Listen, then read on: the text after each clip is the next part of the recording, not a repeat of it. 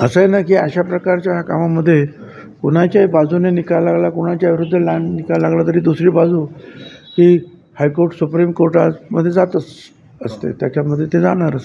साहेब, निकाल लागण्यापूर्वीच संजय राऊत असतील किंवा उभाटा गटाचे जे नेते आहेत ते निकाल विरोधात जाणार असं म्हणत होते.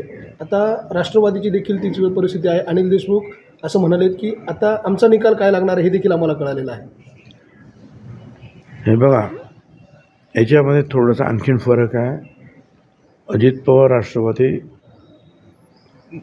गटाच्या बाबतीमध्ये तिकडे जे आहे ते व्हीप जे आहेत ते बदलले, कोणी व्हीप काढले, कोणी आदेश दिले, कोणी काय केलं, अशा असंख्य अनेक गोष्टींची जी आहे चर्चा त्या केसमध्ये शिंदे गट आणि उद्धवजी ठाकरे यांच्या बाबतीमध्ये होता.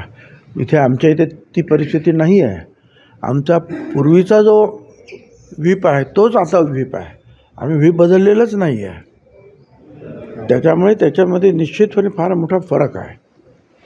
साहेब, काही धाकधूक वाटते त्या प्रकरणी की आपला निकाल कसा, आपला कौल कसा होईल, आपला निकाल कसा, अशी काही धाकधूक? नाही, असं आहे की व्हीपचे और कालसुद्धा जे आहे त्यांची बरीचशी चर्चा, व्हीप कोण, व्हीपने दिलेले जे काही आदेश आहेत ते बरोबर आहे का, दुसऱ्या व्हीपने दिलेले आदेश बरोबर आहेत का, व्हीपची नेमणूक बरोबर आहे का, ह्या सगळ्या याच्या भोवती ज्या असंख्य गोष्टी फिरत होत्या त्या आपण पाहिलं.